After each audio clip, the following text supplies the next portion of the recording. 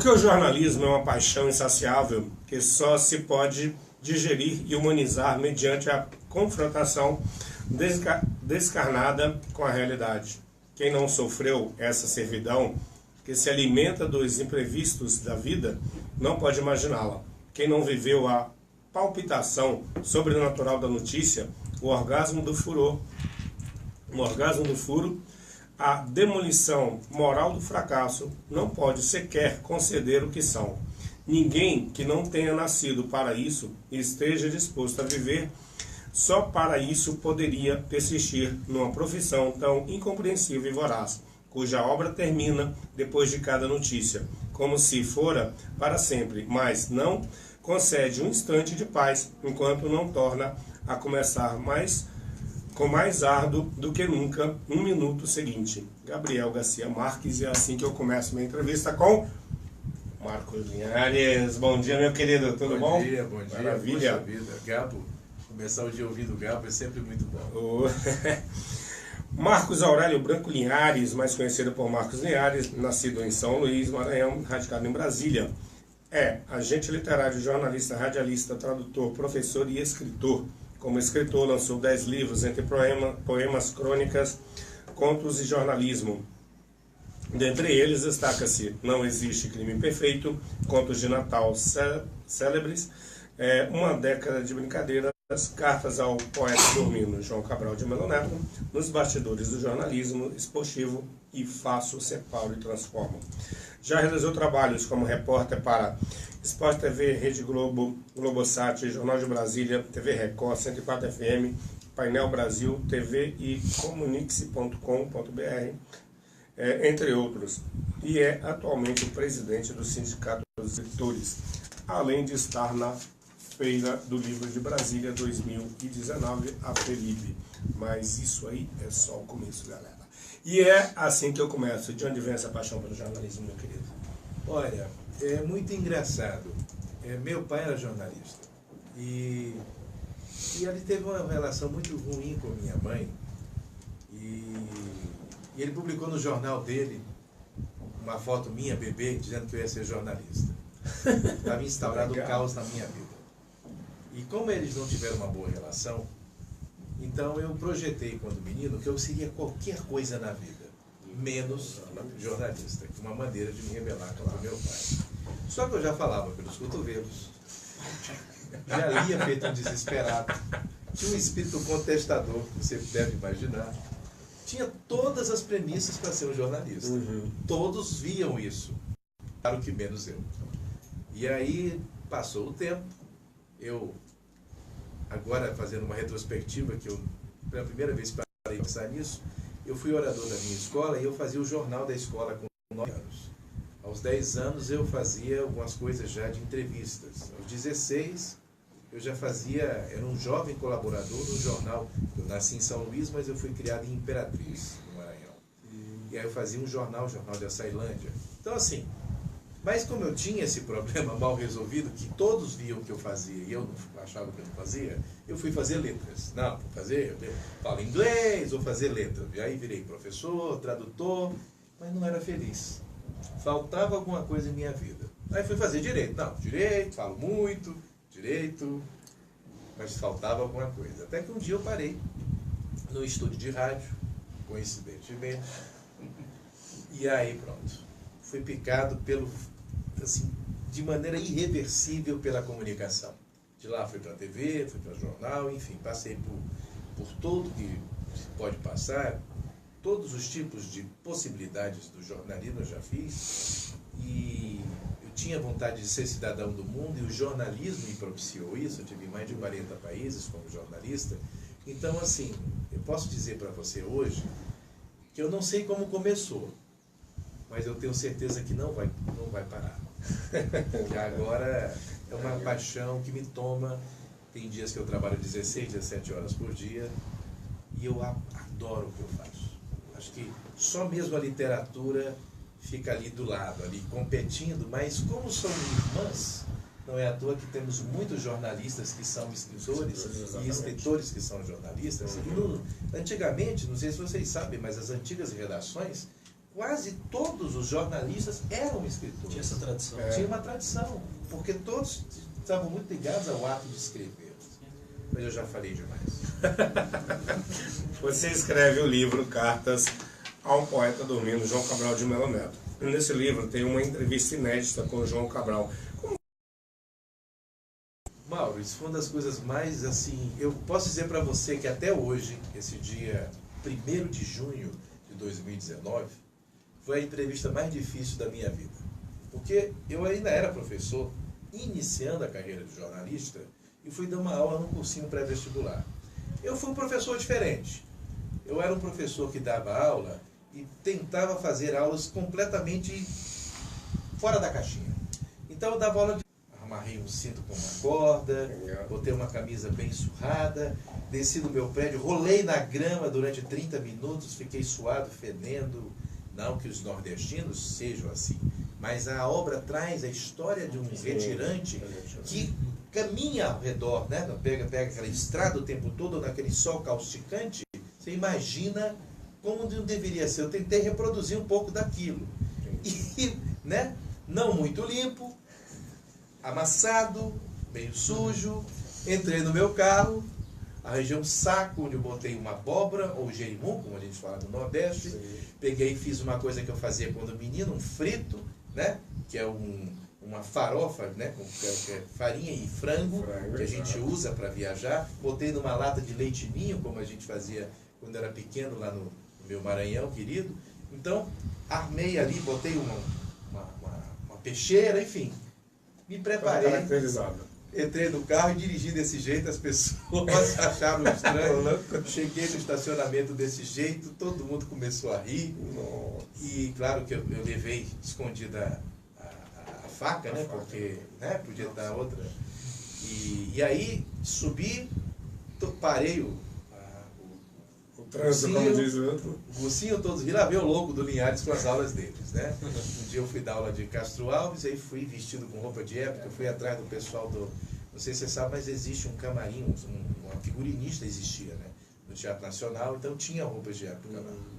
E cheguei na minha sala e já tinham as folhas preparadas, né? Já tinha o poema em cima de cada carteira. Coloquei na época do... Você que é muito jovem, existia uma coisa chamada videocassete. Existiam fitas assim, né? Você vai ver isso em museus. Eu faço parte do time dos egiptólogos. Então, coloquei uma fita no meu videocassete, que tinha lá, não meu, mas lá da escola, né? Do cursinho, com imagem do Nordeste, uma musiquinha bem típica, e eu entro já declamando Morte e Vida Severina. E eu declamei até um certo ponto. Parou a sala, que era o que eu queria. E todos assim, impactados com aquilo. E eu falei, agora vocês continuam. Mas tem que continuar tentando reproduzir o falar nordestino. No primeiro momento eles acharam graça. Mas continuaram. O texto foi entrando. E aí eu continuo daqui. Nós fomos até o final. Um texto longo. Quando acabou, a sala estava chorando. Então a gente conseguiu uma catarse tão interessante com o texto. E tinha um aluno que era lá, Linhares, e levantou a mão.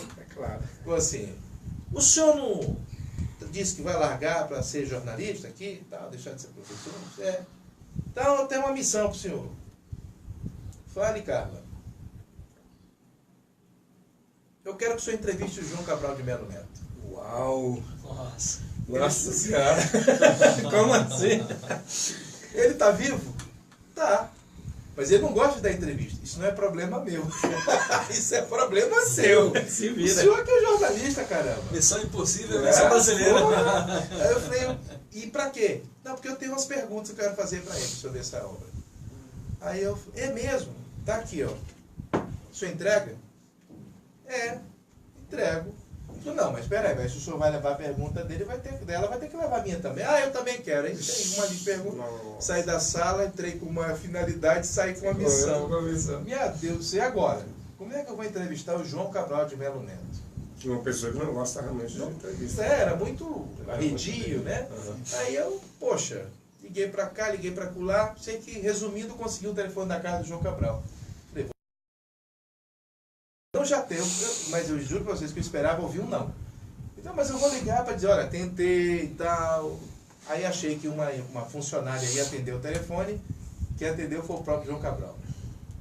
Aí eu, alô, por favor, bom dia, o senhor João Cabral de Melo Neto? É ele. Acabou as pernas do cara. Falei, eu vou falar o que agora, meu Deus do céu? Estava pronto, não deu nem para respirar. Não, sabe o que é? Sou professor de literatura. Eu não tinha Google. Não tinha nada disso. E aí eu fui na Listas Amarelas, arranjei um endereço mais ou menos próximo da onde era A residência. o apartamento dele. Liguei lá, fiz a reserva, dava para pagar uma diáriazinha para tomar um banho e tal. E porque meu plano era chegar, ir direto, tomar um banho antes de voltar e voltar para Brasília. Porque, cara, era muito bate e volta mesmo. Eu dava aula, então a entrevista era segunda-feira, então tipo, tinha que chegar segunda e voltar terça, sabe o que é? Muito louca a coisa. E aí eu fui me preparar para essa entrevista, porque eu estudar obra do carro, outra coisa. Então, está direto, Manuel Bandeira. Aí ele, meu primo, pode entrar, sente aí. Você sabe que Gilberto Freire também é meu primo, né? Pois que DNA. Né? Sentei. Por que foi difícil? Porque ele estava mal-humorado, porque estava ficando cego. Todas as perguntas que eu queria fazer, ele não queria responder. Ele queria responder amaldiçoado. Aí eu perguntei para ele assim, mas me diga, o que o senhor tem medo na vida? Mas isso é uma pergunta que se faz, tem tanto insistir. Ele falou assim, eu tenho medo do diabo. Eu falei, mas o senhor está me sacaneando, isso não é possível. Não, é verdade, eu estudava no Colégio Marista lá em Recife e faziam tanto medo a gente com aquela figura do diabo com tridente, que de vez em quando eu, dessa minha idade, me acordo em um pesadelo, correndo numa caverna com um diabo com coisa bonita, aí você corre, aí vomita tudo aquilo no papel.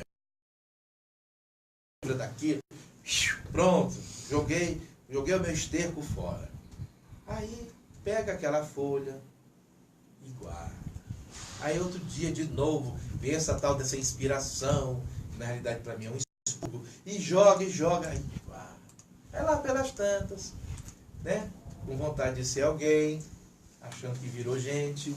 Aí você vai assim, ai, sou poeta. Coisa, pra quê? E para quem? Onde eu quero chegar? A minha emoção, dizia João Cabral, é minha. Só diz respeito a mim. Agora, o que me interessa é a emoção de quem for me ler. Eu quero a emoção dele. Eu quero fazer aqui chorar, eu quero fazê-lo aqui sorrir, eu quero fazê-lo pensar na vida, eu quero dar uma porrada nessa pessoa, mas tem que ser com propriedade. A palavra tem que ser usada assim. Quando eu risco, eu faço brincadeira. Que eu não acho que eu escreva poesia. Mas assim, eu gosto de apreciar os poemas dos outros. Eu gosto de tentar entender. Eu não gosto de ficar, não me peça para criticar, porque eu não gosto de criticar nada. Eu não sou o João Cabral. Então, mas é isso. A minha visão de poesia e de prosa foi muito marcada por isso. E aí eu só comecei a ser reconhecido como escritor, de verdade, como prosador. Os meus livros de prosa começaram a ser reconhecidos. Porque a gente vive sempre questionando nos prêmios, ainda mais nós somos escritores. Quem é que vai julgar? Qual o olhar ali, né? Qual olhar? Porque não é muito... Me lembro que uns 4 anos atrás, um colega... ganhei um prêmio e tal. Eu descobri que o cara que deu o prêmio é amigo... Vivem tomando café junto, vivem na casa um do outro e tal. E aí o único que ganhou o prêmio foi ele. Aí eu não estou dizendo que ele não merecesse o prêmio, mas eu acho que essa isenção é uma coisa que a gente... que aumenta ou diminui a veracidade do prêmio. Por exemplo, este ano de 2018, ano passado, foi premiado no Jabuti o Maílson. Sim. O Maílson cearense lança um livro digital, 300 exemplares ele imprimiu, bota na Amazon. É um poema épico de 60 páginas que fala sobre a área dele. Ele é um nordestino, que é um dentista que mora no interior do Ceará. Ele sozinho, na cara e na coragem, escreve o livro dele. E ganha como o melhor livro do ano, e ganha como o melhor livro de poesia do ano. Para mim, esse é um cara interessante, e para mim, eu acho que o Jabuti deu deu um Uma guinada boa. Uma né? guinada boa. Entende? Agora, esse prêmio para mim, para o Marcelo, foi interessante porque a gente não conhece ninguém lá. Né? Quer dizer, e quem é que faz a leitura dos nossos prêmios? O International Latino Book Awards, ele é o maior prêmio de língua latina nos Estados Unidos. Então, as pessoas normalmente que escrevem inglês e espanhol participam do ILBA, né, do International Latino Book Awards. Só qual é o problema, Mauro? Não tinha língua portuguesa.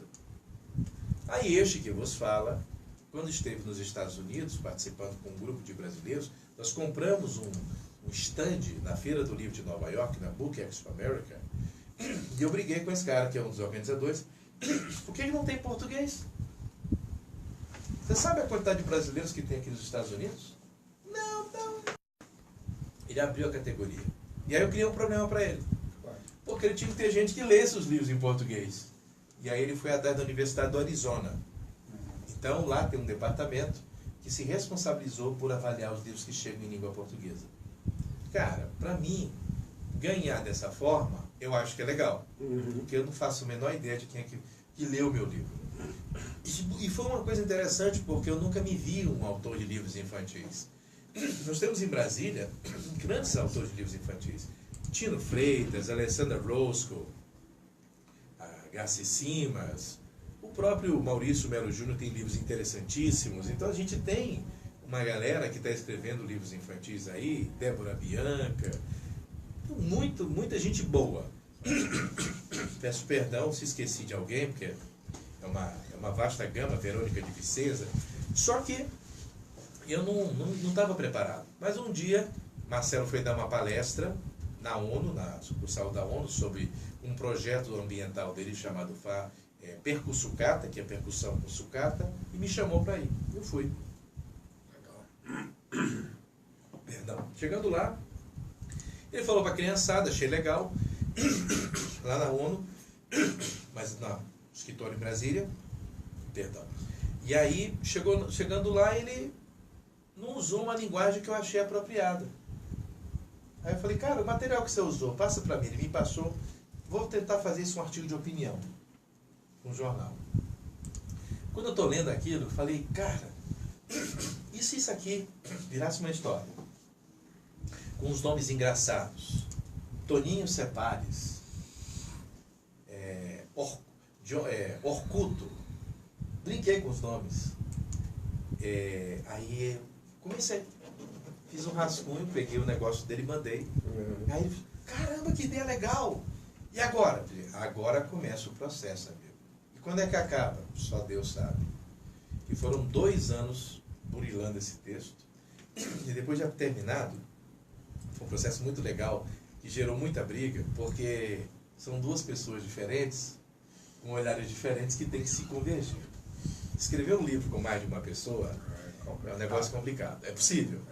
Aí no final do livro pronto, Marcelo feliz da vida, e ele é um cara muito ansioso. Tá, falei, agora? Falei, agora vamos meter a leitura dos meninos. Como assim? O livro está pronto. Não está pronto não. O livro está pronto, que o que eu acho e você acha que está pronto. Mas será que o nosso público leitor vai gostar? Será que esses meninos não vão achar ruim? Será que não está chato? Aí submetemos. Aí quantos? Vamos fazer 4 grupos de 10. Fizemos grupos focais. Fiz o mesmo processo de um produto de publicidade. Uma pasta de dente. Vamos testar com a criançada, ver se eles gostam. Se tá legal. Rapaz, recebeu muita porrada. A meninada descascou a gente, Marcelo ficava bravo. Mas não é assim. É assim sim. Eles são público-alvo. Daqui a pouco ele comprou a ideia, limpou, o livro pronto, tal, ia sair o livro. Uma filha de uma amiga dele, que não tinha ido no grupo focal no dia, mandou um inbox, meia hora de ir para a gráfica, para a editora, né? Falou assim, ó, não gostei do início não, tá chato. Aí o Marcelo me liga desesperado. Falou assim, agora? Agora vamos mudar, tá chato. Não, mas por causa dela, mas não é por causa dela, ela é o público. Aí eu, correndo, refiz o início do livro, ele mexeu, mandamos para a menina. Tudo inbox. Nossa. Aí a menina, agora eu gostei. Pode publicar. Manda lá. E foi para a Gráfica, Maravilha, muito cara. legal. O livro ganhou um prêmio nos Estados Unidos. A gente tem feito um trabalho nas escolas. Para vocês terem uma ideia, ontem uma escola nos mandou fotos. Eles adotaram o nosso livro, mudaram toda a relação do meio ambiente da escola. Todo mundo está usando coisa reciclada. Estão começando a fazer doação para os catadores. A gente está fazendo esse trabalho. E assim, a coisa mais alegre que eu tenho desse livro é constatar que ele está ganhando uma vida sozinha e que a gente homenageia os nossos catadores e os nossos garis, que são seres invisíveis no nosso dia. Né? Pessoas que a gente finge que não está vendo, mas que às vezes até nos constrange quando metem a mão dentro de uma lata de lixo, ou então aqueles que estão com seu uniforme, está vendo seu trabalho. Alguns assim, eu paro para ver, alguns são muito alegres, saem cantando, tal, são figuras. De vez em quando eu paro para conversar com algum. Eu acho que a gente tem que enxergar esses seres invisíveis. E no meu livro eu dou oportunidade para isso. Então a gente está feliz. Convido vocês no dia 7 de junho, às 10 horas da manhã. Nós vamos fazer na Feira do Livro o lançamento da segunda edição, agora com uma editora lá de Fortaleza, a IMEP, um projeto gráfico novo feito pela Thalita Nozomi, que é uma brasileira ilustradora que mora na Bélgica, que já ganhou o catálogo de Bolonha, e a gente deve lançar esse livro em versão língua inglesa no final do ano, na Feira do Livro de Frankfurt. Então a gente está... O livro está seguindo. Parabéns mesmo. Eu já ia falar da Feira do Livro que vocês iam fazer esse lançamento. O Paulo Souza aí, um abraço para ele. Ele falou que o Jabuti do ano passado surpreendeu todo mundo e foi super merecido. Aureliane Albuquerque também. Tudo bom? Como é que você tá? Sumiu, hein? Acho que eu tava viajando, hein? Sei não. André Coelho também. Cida Blachas dizendo que o Linhares é grande Linhares, Marcos Linhares, e é isso aí. Vamos lá. Atualmente, você é o presidente do Sindicato dos Escritores, né? A minha pergunta é, como é que você vê o cenário literário de Brasília? Mauro, eu acho que o grande problema do cenário literário de Brasília, é a nossa desunião. Eu acho que Brasília está muito fechada em copas. Eu acho que nós temos muitas entidades e pouco trabalho efetivo. Eu acho que a gente não prestigia uns aos outros. Eu acho que o poeta que reclama que o pessoal não compra livro de poesia, ele não vai para o lançamento dos colegas. Eu acho que ele chega no lançamento do colega e quer o livro de graça. Ele não compra o livro dos colegas. A gente tem que mudar essa prática de dar livro. Livro é um produto que dá um trabalho danado e tem que ser vendido. Se você pedir um livro de um colega seu, de um amigo seu na Europa, que acabou de lançar, ele fica com raiva de você. Como é que você é meu amigo e quer um livro de presente que eu demorei tanto tempo para poder fazer? Quer dizer, isso tudo tem custo. Eu acho que a gente tem que se juntar mais. Eu acho que nós estamos cada um trilhando para um lugar, sendo que a gente quer as mesmas coisas. Eu acho que o sindicato vai para um lado, a Academia Taguatinguense vai para o outro, a Academia Cruzeirense vai por outro. Aqui e ali a gente se encontra, somos amigos, lá lutamos pela mesma causa, brigamos pela literatura brasiliense, mas o que é que efetivamente estamos fazendo juntos? A gente tinha que criar realmente uma união entre essas entidades todas, e mesmo quem não está em entidade nenhuma, e se juntar e colocar nossas ideologias de lado e pensar no que é melhor para o todo. O que é que nós estamos fazendo para sermos lidos? Qual é o nosso grande dilema, gente? Em Brasília, no Equador, em Pequim, todo escritor quer ser lido. Todo escritor precisa... grande motivação, né? É isso. Eu escrevi um poema, eu escrevi um texto, uma prosa. Muito mais do que prêmio e reconhecimento, acho que a grande motivação é essa. Cara, tem emoção, não é isso? Tem emoção maior do que já aconteceu comigo, deve acontecer com vocês, né? Parar em uma pessoa, li seu livro, gostei.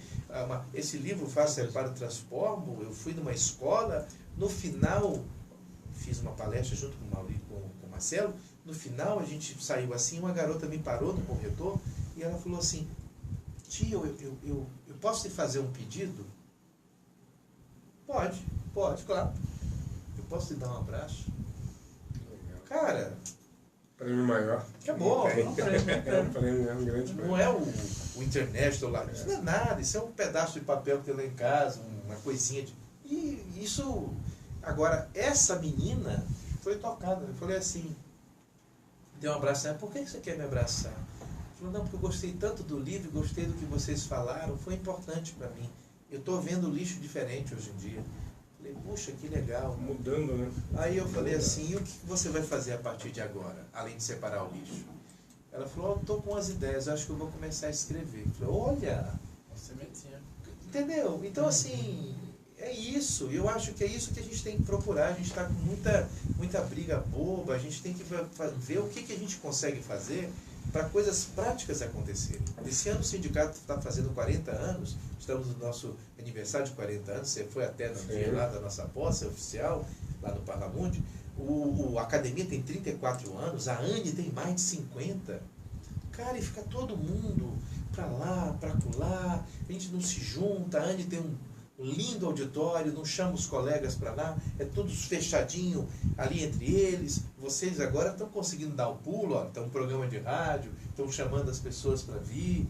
A gente tem que fazer esses movimentos, a gente tem que parar de perder tempo, perder energia, de cada um se achar que é melhor que o outro, de cada um querer vender mais o seu livro que o outro, ou querer ser reconhecido mais. Ou eu acho legal de vez em quando uma homenagem, mas parece que tudo é homenagem a isso, homenagem àquilo e tal. Aí o cara está de saco cheio, não é o caso de vocês que eu vou falar, mas tem gente que está de saco cheio e abre uma academia. Ah, não, ninguém me lê, aí abre uma academia, Aí nisso o Brasil é a capital com o maior número de academias. É um absurdo isso, quer dizer, vai cada um para um lado, aí a gente de vez em quando encontra um. Não era mais fácil o cara que quer abrir uma academia, tentar procurar alguma que existe e propor seu nome, mostrar sua obra, ou procurar o sindicato, ou a ANE, ou um coletivo, e vamos junto, vamos juntar. Eu acho que esse é o problema da literatura brasileira. A gente está fazendo 40 anos, a gente teve uma notícia muito legal essa semana, tem uma deputada distrital chamada Jaqueline, e essa deputada distrital propôs um projeto de lei da literatura brasileira das escolas. Eu, quando soube, liguei lá para o gabinete para tentar entender isso melhor. E aí ela disse que ela foi procurada por uma galera, a própria Academia Taguatinguense, e que ela estava sensível a isso e tal. Eu falei, não, mande para mim aí. O chefe do gabinete mandou o projeto, eu fui ler, muito legal, que cria uma seleção, uma comissão para escolher as obras que vão ser lidas nas escolas. Então, assim, para aqueles que estão nos assistindo agora, na década de 90, foi criado uma lei, o artigo 235, implementada na lei orgânica, que especifica que diversas matérias têm que entrar no currículo das escolas públicas de todos os níveis do Distrito Federal. Aí vem educação ambiental, etc, etc, e literatura brasiliense. Tudo bem? Isso foi publicado, mas nunca foi colocado em prática. Está na lei, na nossa lei orgânica. E aí a gente vem brigando por isso há muitos anos. O próprio Gustavo Dourado, que já era, na época, presidente do Sindicato dos Escritores, hoje da Academia Taguatinguense de Letras, ele que é o presidente, foi um dos caras que lutou por isso. Só que aí, nós, coletividade, falhamos, porque perdemos muito tempo com besteiras, ao invés de cerrar filas junto ao executivo para regulamentar. No ano passado, nesses últimos anos, eu venho lutado muito assim, ferrenhamente, porque eu acho que o trabalho do sindicato é esse, diferente de academias, cada um tem sua função. Eu acho que quando eu entrei para o sindicato, o que eu pensei? Bem, eu vou lutar por política pública para o livro, para a leitura nessa cidade. E onde é que está faltando política pública? A literatura brasileira nas escolas. Vamos regulamentar isso. Aí comecei a ir para dentro da Secretaria de Educação, Secretaria de Cultura e tal. Esse ano conseguimos sentar na Secretaria de Educação e a gente está costurando é uma portaria que regulamenta. Publicou a portaria já, quer dizer, a lei já está dentro, mas ela tem que ser regulamentada. Como é que vai funcionar? Falta como é que vai funcionar.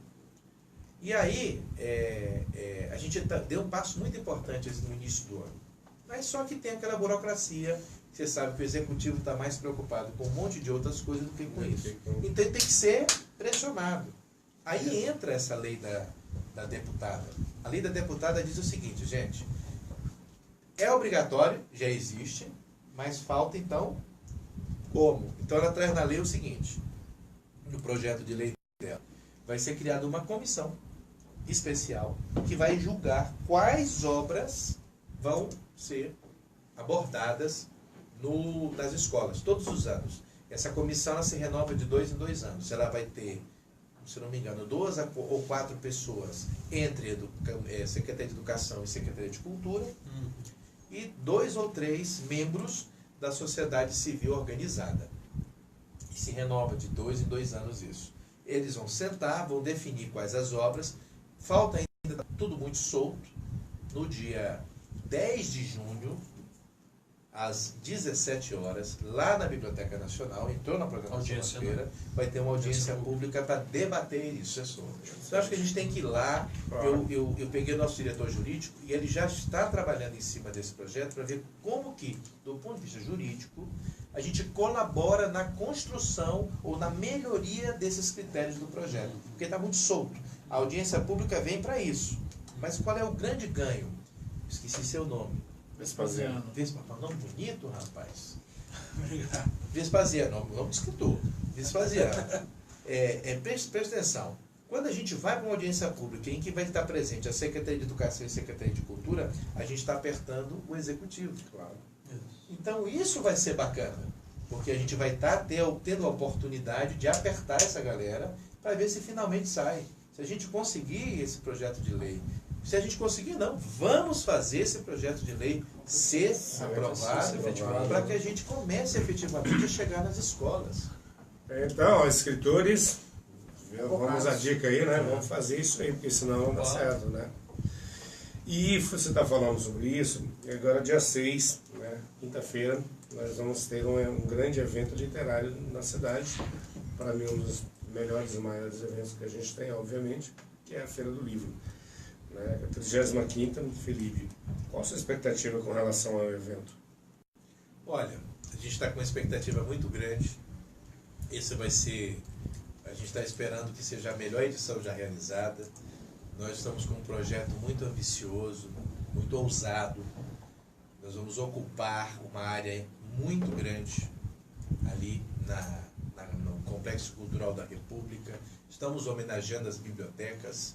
Estamos com muitas mudanças conceituais. Agora nós temos pela primeira vez uma sigla, né? Porque antes era sempre a Feira do Livro de Brasília, agora somos FELIB. Então agora a gente criamos isso, mudamos toda a nossa parte, né, de comunicação visual, mudamos os conceitos. A feira tem diversos universos. Nós temos o espaço Clique, que esse espaço ele dialoga com as pessoas, dessa área de internet, etc e tal. Desculpa, é que eu trabalho no Senado e eu estou sempre vigiando lá os pedidos, e era coisa do gabinete. E a gente vai ter um espaço Clique para essa questão de blogueiros, etc e tal. Vamos ter um espaço do Cordel, vamos ter um espaço Geek para os quadrinistas, vamos ter o espaço Felipe independente, com a participação dos nossos artistas independentes, nossos escritores independentes. Vamos ter o espaço Brasília Leitura, que a gente revelou ontem, né? É o resultado, né? Nós informamos o resultado do edital de ocupação dos estandes para a cadeia criativa da cidade, dialogando com os escritores da cidade. Vamos ter uma programação muito interessante, que vai trazer nomes de vários lugares, mas que a gente vai ter uma programação de Brasília muito legal e muito feliz, como sempre, de ter a participação efetiva do entorno do Distrito Federal. A gente vai estar com 19 municípios trazendo programação cultural, entre manifestações artísticas como catira, uma orquestra de viola caipira, como escritores que escrevem nessas cidades para fazer uma troca de experiências conosco, o que é uma coisa muito legal. Então a gente está com uma feira muito bacana. Vamos ter uma coisa inédita, vamos ter um guia do professor, dando dicas do professor como é que ele vai trabalhar os livros nas escolas. Estamos com uma coordenação pedagógica do Simão de Miranda, que é uma programação que a gente vai ter palestras voltadas para os professores. E desse ano a gente fez uma coisa muito legal. Os ônibus não vão simplesmente abrir as portas e soltar os meninos na feira. Então a gente está trabalhando direto com a secretaria para que eles vão atrás da programação que eles se interessaram. E aí, para que haja um processo de fruição mesmo, a pessoa consiga, desfrutar porque solta o menino lá 2 horas, depois volta. O que ficou na cabeça desse menino daquela experiência? Nada. Ele não conheceu um Mauro, um Vespasiano, um Pietro, ele não teve essa experiência como escritor. Eu acho que com um quadrinista, com um ilustrador, com um contador de histórias. Então a gente quer que essa experiência aconteça. Por causa disso, a gente está com quase 30 ônibus, de manhã e à tarde, e a gente vai estar num total de quase 13 mil alunos que vão estar acessando a Feira do Livro. Então acho que isso é muito legal. Show, maravilha. Era uma questão até que eu ia te perguntar, porque... Só um minutinho, Mauro. Uma coisa que eu queria deixar de dica para vocês. Claro. Quero que vocês procurem o Ivan Valério, que é o nosso presidente da Câmara do Livro, para vocês conversarem, se tiver alguma dúvida, sobre a questão do Vale Livros. E como a gente vai ter muito aluno, esse ano a gente também deve ter um valor de Vale Livros muito interessante. Eu acho que vai ser alguma coisa em torno de R$1 milhão. Então, vocês que são escritores da cidade, nós que somos... É porque eu nunca vendo meu livro, por isso que eu falo vocês. Eu sei de verdade. É uma coisa que eu... Não é que quando eu falo que eu nunca vendo, não é porque eu não gosto de vender o livro, é porque eu não lembro. Eu não tenho livro nem para dar mais. Então, assim, eu não vendo meu livro, então não... Enfim, então por isso que eu falo você, mas eu estou me corrigindo. Nós que somos escritores do Distrito Federal, temos que saber como funciona o processo do Vale Livro para que nós tenhamos a chance de vender os nossos livros e receber esses Vale Livros e podemos também ter direito a receber esse dinheiro da Secretaria de Educação, para não ficar todo concentrado também somente na mão só dos livreiros e tal, que as instituições, a Academia Taguatinguense, a Academia Cruzeirense de Letras, todas as que lá estiverem, os coletivos, né, possam também ver. Eu acho que teve colegas nossos já que fizeram o seu e-mail, que chama? Para tirar o seu CNPJ? É e-mail? É e-mail que chama? E-mail. Então, tiraram o seu CNPJ para poder, né, emitir uma nota para poder receber esse dinheiro. A academia já tem o CNPJ dela e tudo mais. Nas edições anteriores, né, muitos artistas, você sabe disso, reclamam muito e falam que Brasília não tem essa atenção, os artistas não têm essa atenção, não sei o que e tal. Eu vejo que uma certa mudança esse ano para isso aí. Como é que está essa questão dessa participação dos escritores e artistas de Brasília? Você falou um pouquinho, mas como está sendo e como foi vista isso aí? Olha, sempre tem muita resistência, né, Mauro? Teve uma pessoa que procurou a coordenação do evento, por uma questão ética eu não vou dar o nome, claro. E aí ele procurou e falou assim, olha, o pessoal de Brasília está fora, não sei o que lá e tal, e reclamou. Falou, então tá, o que você sugere? Vamos ser práticos. Eu sugiro os autores de Brasília, tá? Então me sugira uma programação. Aí ele trouxe uma programação dos amigos dele, só da entidade dele. Aí falou assim, peraí, você disse que a literatura da cidade está excluída porque isso, aquilo, outro. Aí você traz uma programação só com seus amigos? Quer dizer, a literatura brasiliense são só você e seus amigos? Resume isso. Então, assim, o que a gente fez a partir dessas provocações? Necessárias, inclusive. Você sabe que esse processo de fazer um evento na cidade, ou em qualquer lugar, é muito difícil. Eu acho que eu queria fazer uma reflexão, que já deve estar no nosso final, queria fazer uma reflexão entre todos nós aqui, é o seguinte, vamos pensar juntos. Como é difícil, nos dias de hoje, ser escritor? Como é difícil? Por quê? A gente não tem onde vender nossas obras. Os lugares que ainda poderíamos tentar vender estão fechando. Né? Acabaram com as livrarias de quadra, de rua, cada dia quase tem menos livrarias assim. Aí as livrarias ditas mega stores, as grandes livrarias, estão quebradas. Saraiva quebrada, Cultura quebrada, difícil de aceitar nosso livro com consignação. E como deixar um livro de consignação na galera que está quebrada, que vai demorar quanto tempo para nos restituir? Eu deixei meu livro na Livraria Cultura, levaram só quase um ano para pagar os 50% que sobraram da venda. Eles ficaram com 50% e venderam todos. Então, assim, é um momento difícil, um momento em que o governo não está comprando livros didáticos, que isso movimenta muito o setor. A gente não está tendo editais de compra de livro didático, nem paradidático, para ocupar as bibliotecas. Os editais que existem estão sempre tendo problemas, a gente tem visto aí, aqui e ali, por um motivo ou por outro, problemas também com o FAQ. Então, olha o momento em que a gente se encontra nessa cidade. E em todas as cidades, não é só Brasília. Então, nesse momento, imagina o que representa para nós, escritores, um evento de pé. Pô, é difícil, cara. Não tem dinheiro.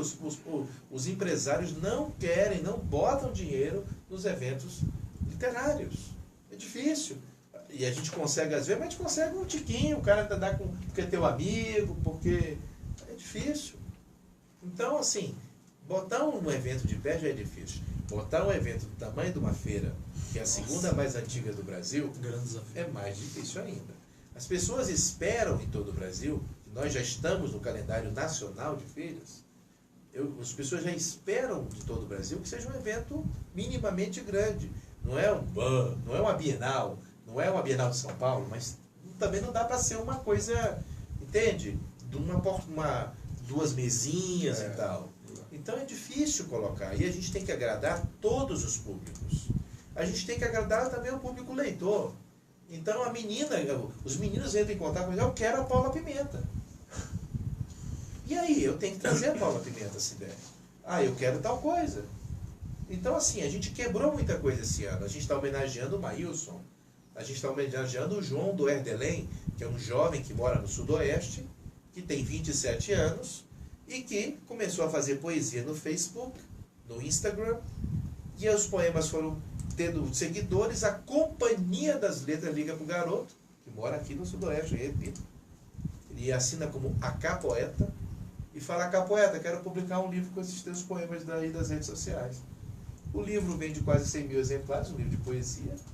Lançou, foi chamado de O Livro dos Ressignificados. Depois lançou uma segunda edição, simplesmente pela maior editora do Brasil, que é a Companhia das Letras, que é poesia. E aí, resultado, esse garoto vai ser homenageado. Quando a gente ligou para ele, eu fiz um evento na Embaixada de El Salvador, pelo sindicato.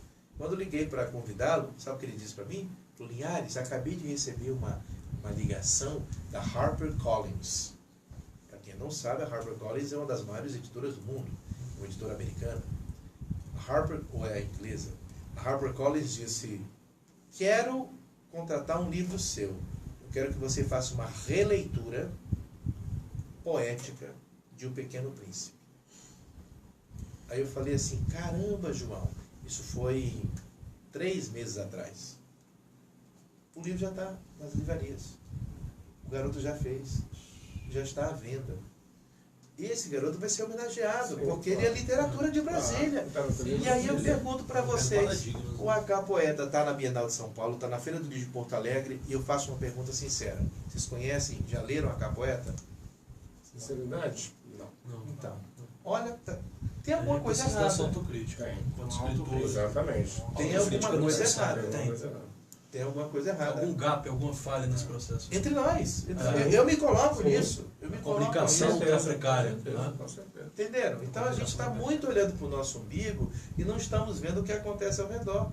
Esse garoto deu um passo importante, está ganhando dinheiro.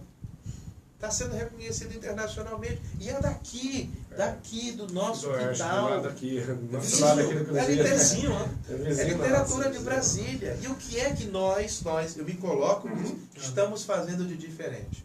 O que a gente está fazendo para alcançar outros públicos? O que a gente está fazendo para chegar nesse mercado? Então a gente está perdendo muito tempo com discussões bobas. Então está vindo a Feira do Livro. Está vindo, por exemplo, acabou a Feira do Livro. O que nós, escritores dessa cidade, temos que fazer quando acabar a Feira do Livro? Chamar a feira e falar assim: nós, escritores, não é eu, cruzeirense, eu não sei o que lá. Não. Nós, coletivo, queremos para a Feira do Livro de 2020. Enquanto unidade. Unidade. Bloco de programação. Nós queremos isso de casaraus, isso de lançamentos, isso de palestras. E para isso, nós vamos nos juntar para ajudar a feira. Como que nós vamos ajudar a feira? Vamos atrás de emendas, vamos falar com nossos amigos, vamos divulgar nas nossas redes sociais, vamos fazer a feira ser um sucesso, porque se eu estou no processo e a feira é um sucesso, eu me dei bem. Sim. Agora, o que a gente faz? Bate na feira, se a feira quebra, se a feira acaba, o que sobra pra gente? Nada. A gente perde o quê? Um local onde vender nossos livros. Esse ano a gente ainda conseguiu, né, a feira, o Telmo Martins, que é o coordenador geral, sentou, chamou os escritores, sentou com todo mundo, levou porrada pra caramba numa reunião. Eu não pude ir, porque eu estava no Senado. Eu estava lá. Né? Levou porrada pra caramba. Mesmo assim, está sendo dado um espaço, o Felipe Independente, um espaço bonito, com cadeiras, com som, com tudo para fazer uma programação. Foi feito um espaço bonito, que é o Brasília Leitora, para receber a programação. Quem está tocando o nosso espaço de quadrinhos é a Verônica Saik, né, o Geek, os meninos da Academia Literária estão tocando o espaço Clique. Rapaz, a gente faz tudo que pode. Agora, há distorções, há falhas? Sim, Claro. tudo que a gente faz deve ter falha, mas o que a gente tem que fazer com as falhas? Vamos juntos. A gente tem que ajudar na solução, não no problema. Porque o problema já está aí, ok. Então, como é que a gente resolve isso? Como é que a gente vai para frente? Como é que em 2020 a gente pode dizer que a feira é nossa, se nos sentimos empoderados? Então, vamos abraçar a feira. Porque quando acaba a feira, os organizadores, que é um grupo pequeno, que eu participo, tem que ficar indo bater de gabinete em gabinete atrás das emendas parlamentares. Agradecemos aos nossos parlamentares por essa ajuda, agradecemos ao governo ibanês que está nos ajudando, agradecemos à Câmara Legislativa do Distrito Federal, ao secretário de Cultura, Adão Cândido, ao secretário de Educação, Rafael Parente, que estão ajudando a feira a acontecer. Mas não foi nenhum desses grupos que foi lá com a gente buscar e brigar. Eles pegaram a coisa já pronta. Mas isso, desculpa, Linhares, em relação a isso aí, não seria também uma questão do grupo que está fazendo a feira também conversar? Porque foi uma coisa que eu reclamei ano passado. Certo. Uma coisa que eu falei mesmo. Falei, pô, por que isso não acontece? Por que de repente eu ficar dando porrada, por que eu não posso ajudar? E onde é que eu posso ajudar? Entendeu? Porque eu reclamei como Academia Cruzeirense de Letras, eu reclamei como Mauro Rocha. Com razão. Mas por quê? Porque também eu não tenho voz. Eu vou lá, vou falar pra quem? Por que o cara não vira pra mim e fala, Mauro, é o seguinte, você pode ajudar? No quê? Posso fazer uma pergunta? Então, você fez uma provocação formal? Fiz. Você mandou um e-mail? Por e-mail, fiz. Protocolou? Então houve uma falha de comunicação. Eu mandei por e-mail falando com relação à feira, porque foi me perguntado quais eram as sugestões e críticas da feira. Certo. Não só para mim, para todos, né? Em geral. E eu respondi. Perfeito. Falando o que eu achava de positivo, certo, e o que eu achava de negativo e o que poderia mudar. Entendi. Principalmente qual era a mudança de conversa. De você virar para mim e falar assim, tá, Mauro, beleza. O que você pode ajudar na feira? O que a academia pode ajudar na feira? Então, o que você, Mauro Rocha, pode ajudar? O que a academia pode ajudar?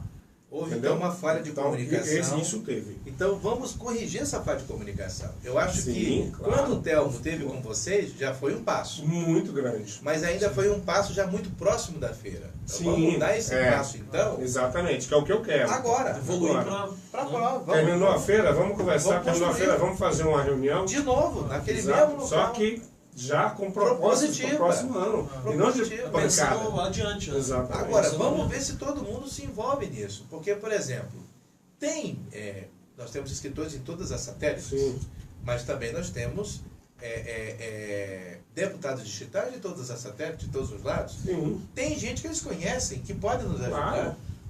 Né? Porque eu acho que é isso, é juntar forças, bem mostrar, olha, a minha quebrada vai estar aqui presente, vamos juntos e tal. Eu sinto que está faltando muito isso. Não estou dizendo que a feira não tenha problemas, tem. Mas como tudo que se a gente bota de pé, é difícil, é problemático. Mas como você falou, se você começa a ajudar, se os escritores começam a ajudar, então, cara, vai melhorar, porque não adianta, E eu me coloco como parte do problema e da solução. Sim. É o que a gente tem que fazer a partir de agora.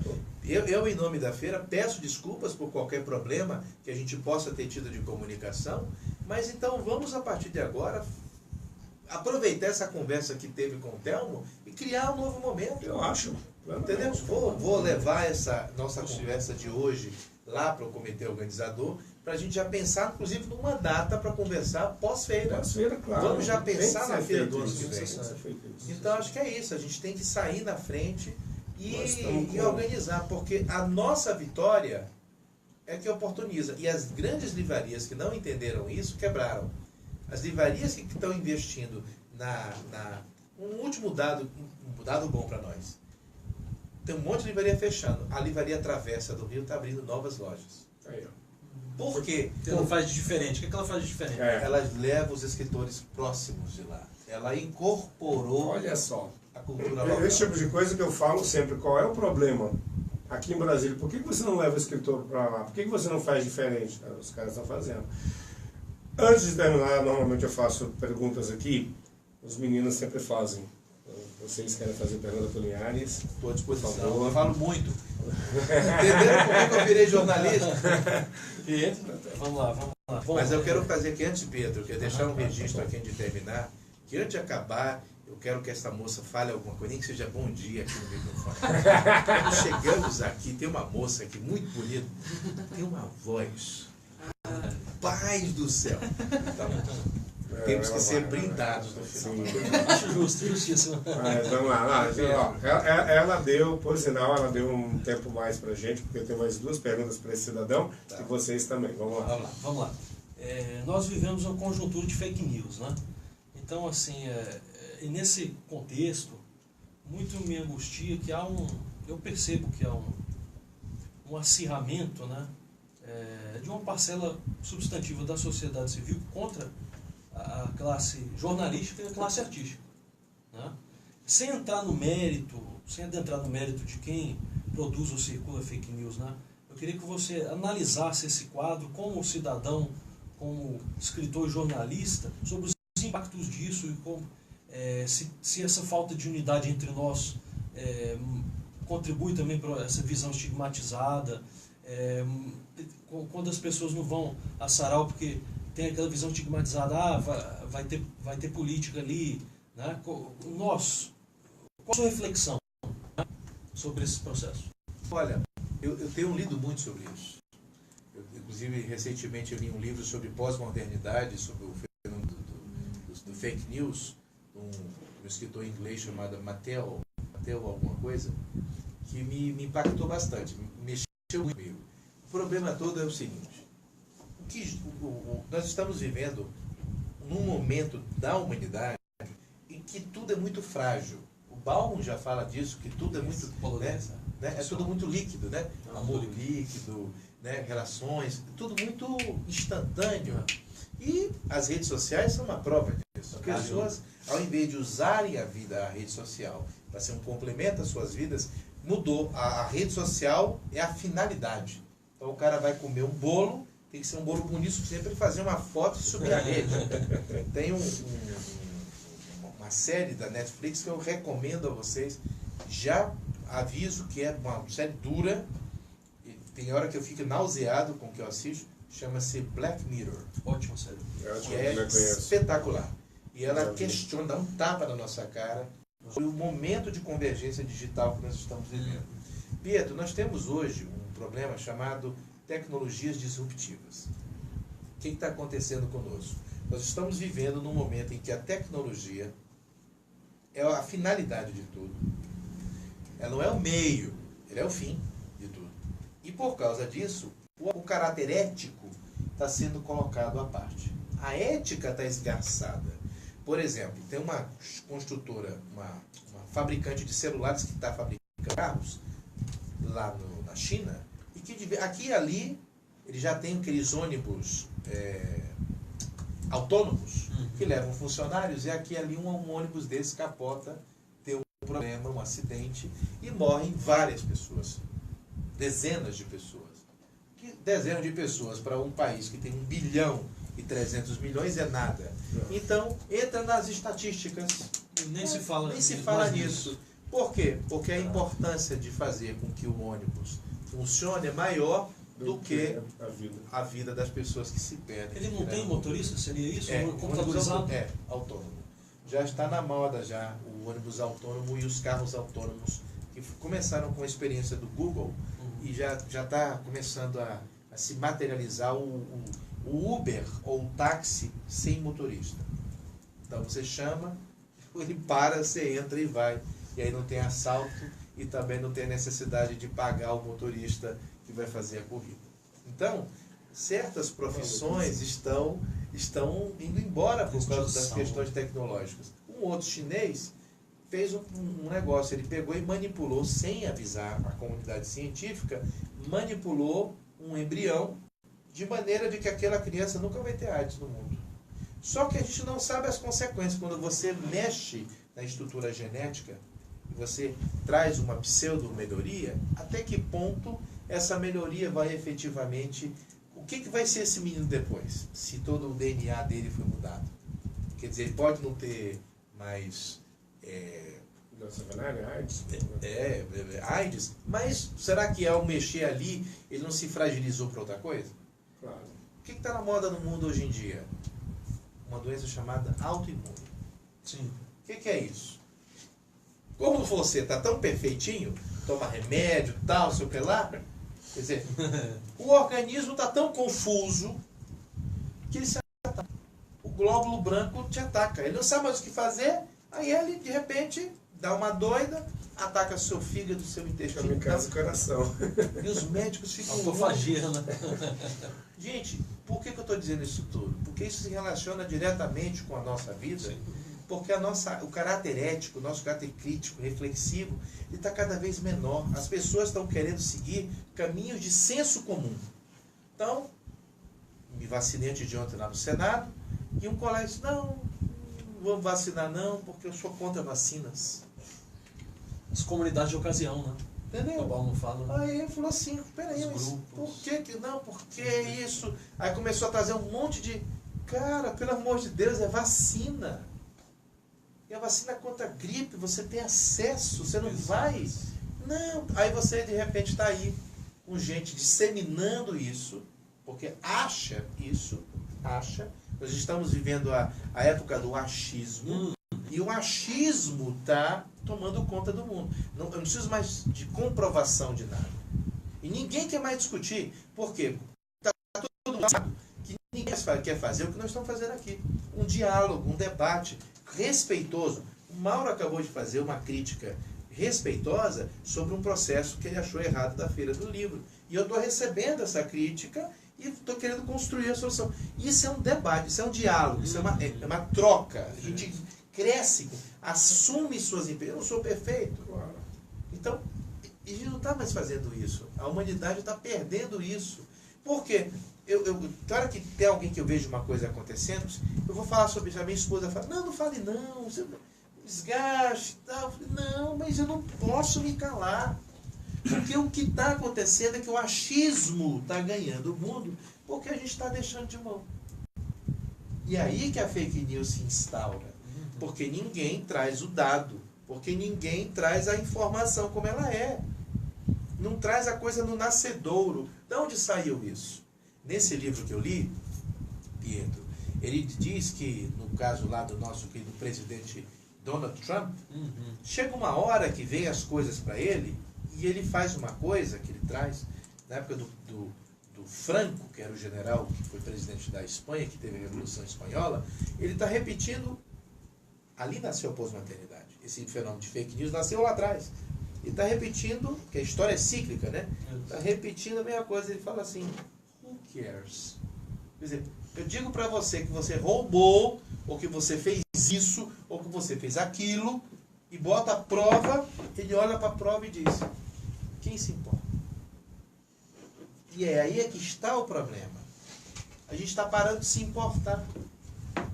E por nós pararmos de nos importarmos, é que a fake news está se tornando um negacionismo da verdade. As pessoas estão negando as coisas.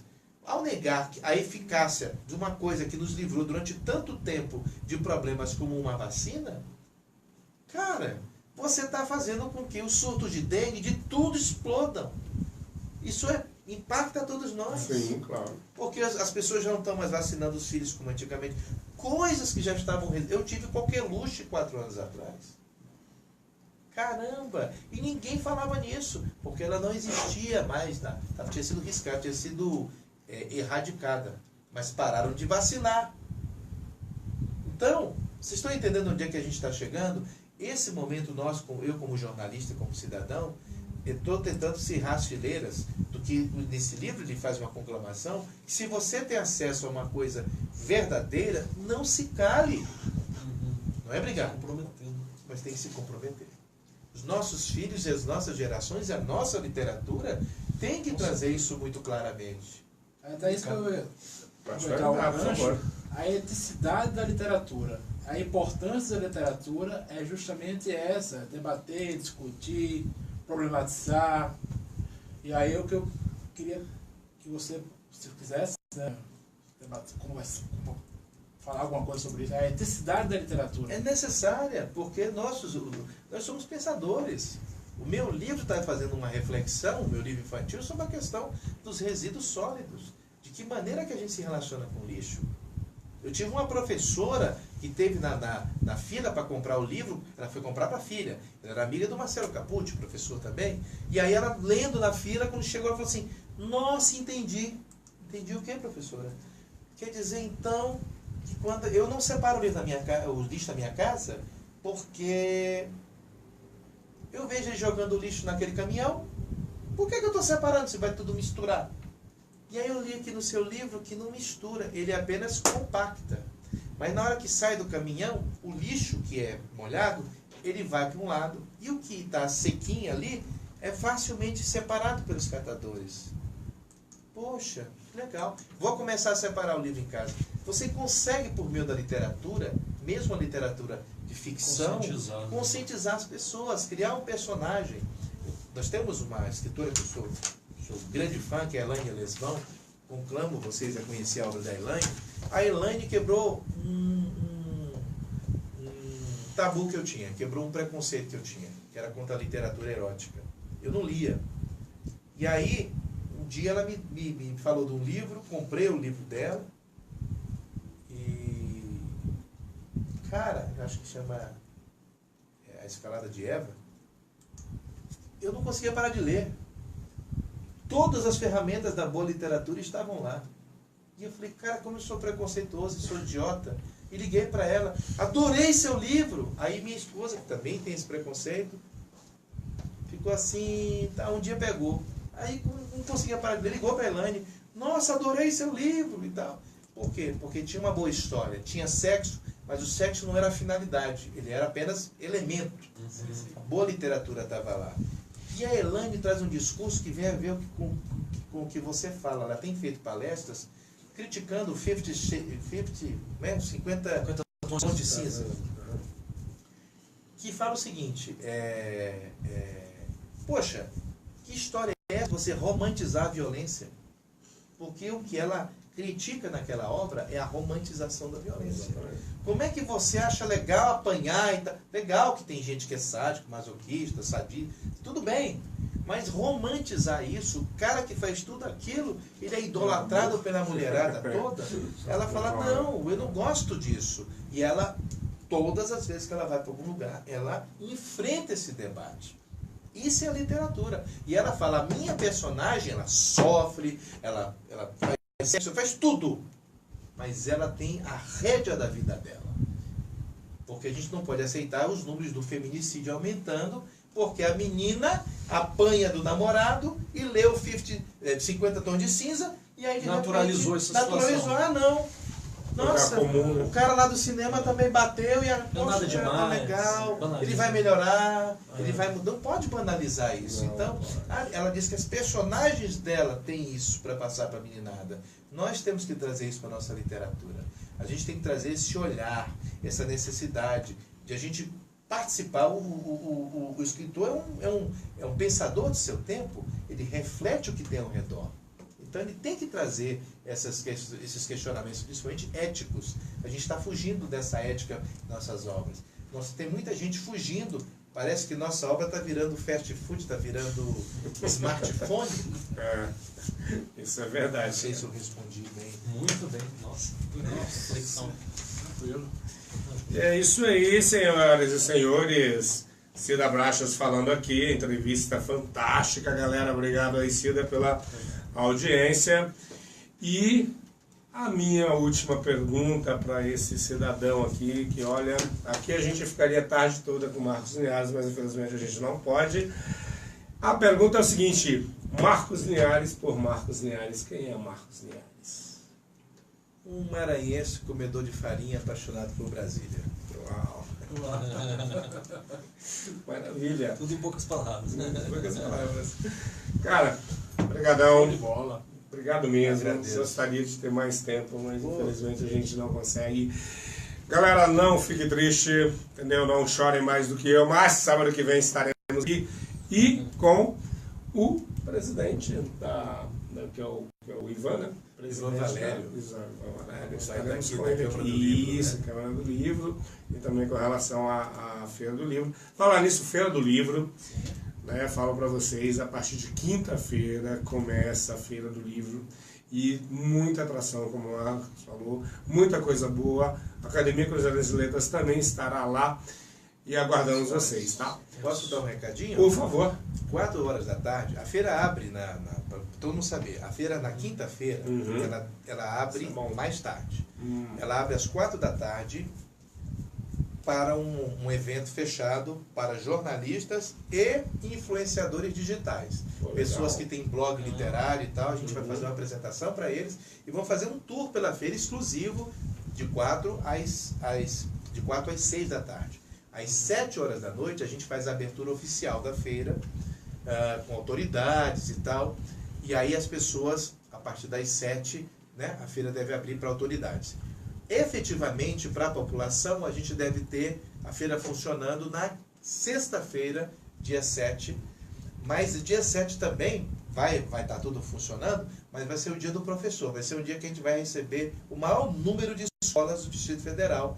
Então a gente vai estar com a programação toda muito focada para as escolas. Não quer dizer que qualquer pessoa não vá e vai desfrutar da programação, comprar seu livro, enfim, conhecer os seus autores prediletos e tal, e interagir com os escritores de Brasília. Legal, então, assim, no sábado, dia 8, aí sim, já está tudo aberto com programação mais solta, porque aí a gente já passou desse aberturazinha aos pouquinhos. E agradecer a vocês, adorei, falo muito, peço desculpas. Que é isso, mas maravilha. me senti muito acolhido aqui. E antes de encerrar, eu quero ouvir a voz da moça. Ah, não, a gente vai, ela vai falar, ela vai falar. Vocês prometeram, não façam isso. Vocês vão perder, hein? Então vem, André, falar aqui, seja boa tarde pra galera. Boa tarde, pessoal. Ótimo sábado aí pra vocês, viu? Ótimo fim de semana. Eu avisei. Obrigado, Vespasiano, Pedro Costa, galera aí, todo mundo, Andréia também. E é isso aí, galera. Programa Cruzeiro em Letras, DFFM. Mais uma vez, muito obrigado a todos e até o próximo sábado. Sensacional. Tá legal? Gostaram? Valeu.